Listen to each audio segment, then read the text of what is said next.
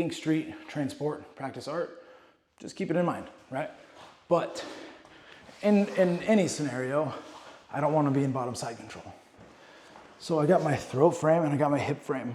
Yeah, it's important to not, use our hands on these frames, especially if we turn a little bit. I don't want to put my hand on his hip like that because he's going to wrist lock me here. He drives that hip and tap. See what I mean? So I'm really framing with my forearms. Yeah. So this throat frame alone is very uncomfortable, right? And then I just got this nice, again, frame on the hips. And what I'm trying to do is shrimp out. For me, it's very important to not bring my knee across their belt line because he's going to step up and he's going to leg lock me, right? I don't want to give him that leg ever. So I really, when I shrimp, I want to scrape that knee on the mat. That also leaves lots of room for me to put a butterfly hook in, right? And if he's trying to kind of hold me down, right, and there's a lot of angles to see here, but he's got that shoulder pressure. So here we go, throw frame, hip frame. I'm shrimping in, keeping that knee on the mat. That gives me plenty of space for one butterfly. Okay, the hip frame goes down to the knee if necessary, so I can put my second butterfly hook in.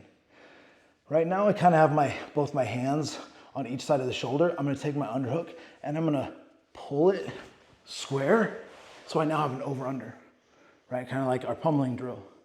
Now, if I want to kick TJ off of me and he's like driving forward, I'm not going to be able to. Not until I pull him towards me and lift him up. Now it's really easy to just extend my legs.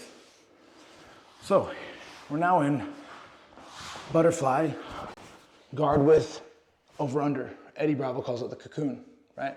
So from here, I'm going to take this underhook.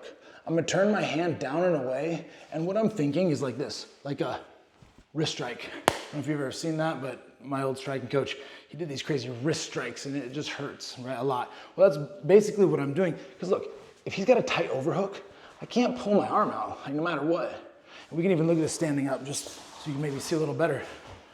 Like I gotta turn my hand down and away, and now when I slice through with the back of my wrist, here I am right into a collar tie. So again, I call it kwa choi. I don't know if that's what it is in Wing Chun, but that's what I call it. So it's that turning down away. That's how we take out an overhook. There's no other way. Okay, so let's again start at the bottom, which it's like starting at the top here.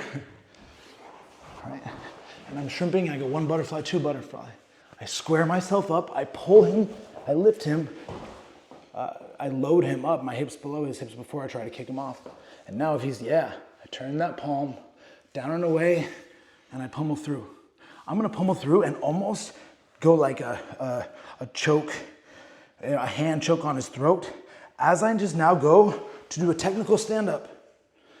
Now again, for a self-defense type of scenario, I would just wanna get my knee out and run home. Even then, if someone were to kind of chase me up here, all right, now I'm just gonna take the overhook. And turn, so let's do it one more time. We were just in the cocoon. Kwa choi, right? Like hand on the throat, and I'm doing my technical stand-up. He follows me up.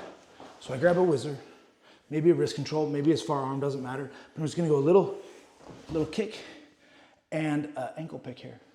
Now I kind of shuck him free, or really I'm just, again, pummeling through to the underhook. Now I'm knee slicing, and now he created an infinity drill. So again, TJ's gonna shrimp. Keeps his knee on the mat, he goes one butterfly, two butterfly. He squares up, good. Now, right now TJ couldn't kick me off of him if he wanted to, until he pulls me, then kicks me off. Nice. He goes kwa choi. Yes, he does a technical stand-up. I'm trying to chase him. He grabs the uchi, far hand control, and then he pummels through and he knee slices. Here we are. And the drill continues, right? I'm trying to stay in frame here, but if you have some mat space, you just keep that drill going and going and going.